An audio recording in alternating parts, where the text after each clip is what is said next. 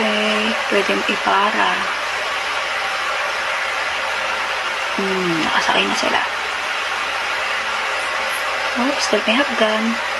Tataas. Wow, ang galing. Galing ng gulong na yun. Oops. Siya nang bahalang mag-park. Galing naman. Tapos may solar pa. Oops, maladaya ka pa. Oh.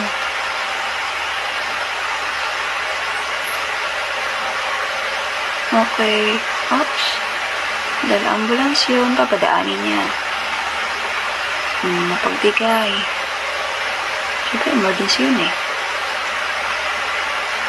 Ayos.